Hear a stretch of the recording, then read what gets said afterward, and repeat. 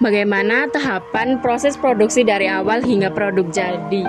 Oke, untuk bagaimana tahapan proses produksi dari awal hingga produk jadi. Jadi pertama kami menyiapkan lahan ya, menyiapkan lahan. Kalau di sini karena BUMDes kami menyewa ke desa. Setelah penyiapan lahan, kami pembuatan kandang. Setelah pembuatan kandang beserta perlengkapannya, setelah dirasa cukup siap untuk menerima populasi ayamnya, lalu kami menghadirkan ayamnya. Baru setelah itu menghadirkan ayam di umur 14 minggu ayamnya. Kemudian di umur 20 minggu ayam mulai bertelur. Nah, sampai sekarang umur 36 minggu. Seperti itu. Selanjutnya. Berapa lama waktu yang dibutuhkan dalam satu kali proses produksi? Kalau satu kali produksi, kalau ada dua macam ya. Kalau satu produksi itu tiap hari produksi ayam ini. Tapi kalau untuk siklusnya satu kali produksi itu ayam ini bisa bertahan sampai umur 90 minggu. 90 minggu kalau dijadikan tahun itu berapa ya? Berapa? 90 minggu berarti berapa tahun berarti ya? Ya sampai 90 minggu lah. Terus Alat dan bahan apa saja yang digunakan? Alat dan bahan apa aja yang digunakan. Pertama kandang ya. Kami terbantu, kandang kami ini jauh dari pemukiman. Kalau di dekat pemukiman pasti banyak konflik nanti. Untungnya kami di tengah sawah jauh dari pemukiman. Yang pertama jadi kandang. Yang kedua peralatannya seperti apa ini? Penjara ayam ya, Kak. Penjara ayam, terus tempat makan, tempat minum, dan utama itu sumber air. Sumber air itu sangat berpengaruh bagi produktivitas ayam. Kalau kami dibantu dengan tandon ini, itu yang utama. Kandang, tempat makan minum, sama air. Berapa jumlah produksi yang dihasilkan setiap hari atau setiap bulannya?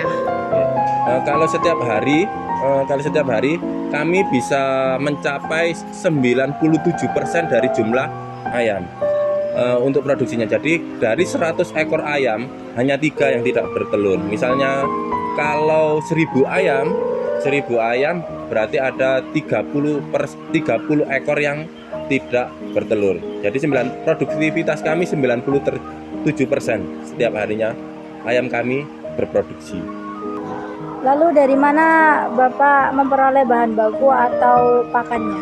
Bahan baku, nah karena kami ini BUMDes ya, BUMDes, jadi kami ini tidak punya background untuk jadi peternak sebetulnya. Karena kami melaksanakan program desa yaitu untuk ketahanan pangan, jadi kami memilih ayam tapi kami menggandeng pendamping. Nah, kalau pakannya dari pendamping kami yang beralamat di Ngoro. Jadi ayamnya bahkan kandangnya pun kami mendatangkan orang Ngoro yang sering membuat kandang ini. Jadi mulai kandang, ayam, perlengkapan sama pakannya dari pendamping kami yang beralamat di Ngoro. Karena di Ngoro itu banyak ternak-ternak ayam gini. Mereka lebih berpengalaman dari daerah Jambi sini. Jadi dari Ngoro jawabannya. Lalu dari mana Bapak membeli bibit atau benih ayam? Nah, itu tadi dari pendamping kami yang beralamat di Ngoro. Kandang, ayam, perlengkapannya sama pakannya itu dari pendamping kami yang beralamat di Ngoro.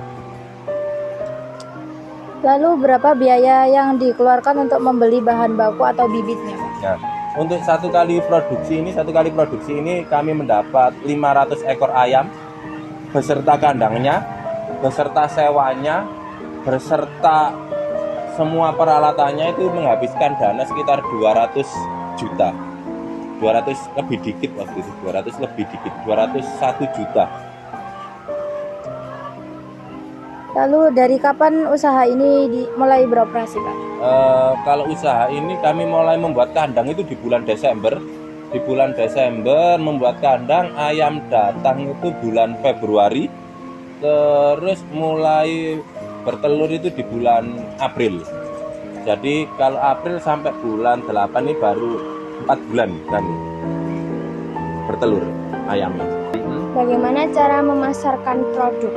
Oke, bagaimana cara memasarkan produk? Kami punya beberapa mitra sebagai tengkulak ya. Pertama satu tengkulak, kedua kami juga punya outlet toko resmi unit Hanpang Bumdes ini, dan biasanya sih banyak bukan banyak, beberapa orang itu langsung datang ke kandang. Jadi satu kami punya tengkulak, kedua kami punya outlet, ketiga kami langsung melayani konsumen yang mau beli ke kandang kami. Tuh. Terus siapa target konsumen dari usaha ini? Siapa target dari usaha ini? Terutama warga. Pertama kami dulu sih.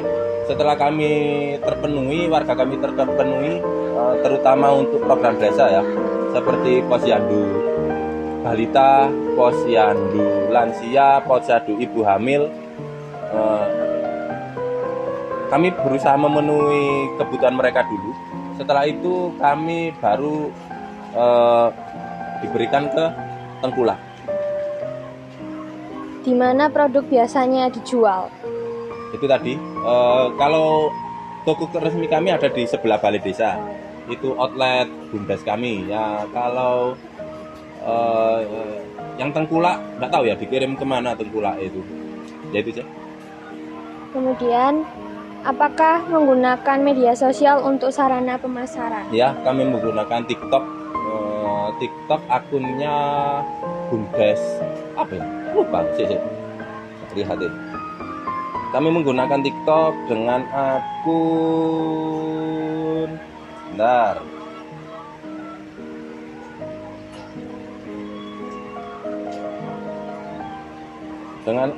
Bumdes Merpati MJ Manunggal Jaya, nama Bumdes ini. Bumdes Merpati MJ. Itu.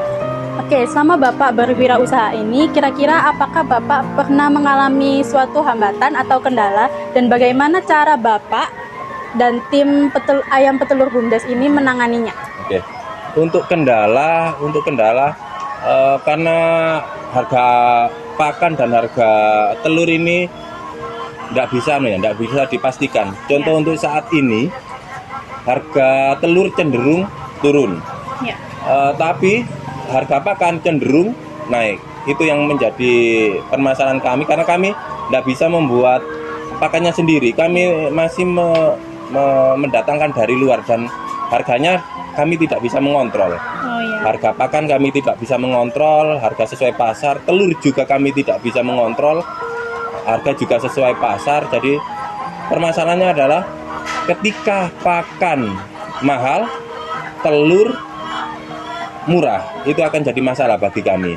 Terus untuk kendalanya sih untuk apa tadi? Cara menanganinya? Kami boleh pinjam hutang ya, untuk menutup biaya operasional, karena untuk ayam ini tidak bisa dibohongi. Intinya gini, apa yang mereka makan itu yang akan mereka hasilkan. Semakin banyak makan ayamnya, maka semakin bagus kualitas telurnya. Pernah kami mencoba mensiasati dengan mengurangi jumlah pakan. Jadi akibatnya adalah telur yang semula hampir 97% produksinya merosot menjadi 80%, dan itu malah memperburuk keadaan. Itu. Jadi kalau misal harga telur menjadi naik gitu, apakah jadi turun juga? Apanya turun? Ya, penjualannya. Enggak sih. Enggak. Kalau tengkulak kami sih punya pasar sendiri ya. Jadi bisa menjual produk telur-telurnya itu dengan cepat. Jadi ketika berapapun yang ada di sini itu diambil sama tengkulaknya. Entah itu ketika harga bagus atau ketika harga turun, Iya. itu selalu diambil. Berarti itu bukan termasuk salah satu hambatan ya Pak? Hambatannya itu cuma ketika pakan mahal, telur turun, jadi lebih besar operasionalnya lah. Gimana akhirnya ya kami hutang jadinya, Oh ya. hutang. Kalau boleh tahu Bapak secara garis besar untuk memulai usaha ini tuh membutuhkan dana berapa? Mm-mm. Bulanannya berapa? Dan saat kondisi ini pendapatan sudah bisa menutupi semua biaya atau pernah ada kendala? Mm-mm. Kalau untuk satu paket seperti ini ya, mulai kandang, mulai ayam, mulai perlengkapannya dan lain-lain, kami menghabiskan dana sekitar 200 juta. Kalau untuk operasionalnya, kalau untuk operasionalnya tiap bulannya sih kami sekitar 10 juta ya. 10 juta itu pakan, yang utama itu pakan, karena hampir 70% pengeluaran itu dari pakan. Oh ya. Pakan terus gaji perawat, hanya itu saja sih. Jadi yang paling besar itu pakan, hampir 70% lebih itu operasional kami itu habis untuk pakan. Dan dalam 1 bulan kami memutar sekitar 10 juta lebih untuk operasional itu, yang untuk terdiri dari pakan dan perawat. Kalau misal pendapatan per bulannya Pak, Mm-mm. apakah sama 10 juta atau bisa kurang, bisa lebih? Nah, untuk saat ini ketika harga memburuk, pernah 19.000 ya 1 kilo yang diambil dari kami, itu pas. Cuma untuk biaya pakan itu yang jadi molor, karena iya. kami harus cari hutang untuk menutup pakan itu. Tapi ketika harga baik, contoh ketika harga 22.000 itu ada laba ya. Tapi kami untuk menutupi kerugian kemarin Ya. seperti itu. Kira-kira Bapak menggunakan jenis ayam apa ini? Lohman. Lohman. Mm-mm. Oh. Jenis ayam Lohman apa ya? Lohman apa lu? Lohman lah. Ya, Lohman. Lohman. Baik, sudah. Itulah beberapa pertanyaan yang kami sampaikan.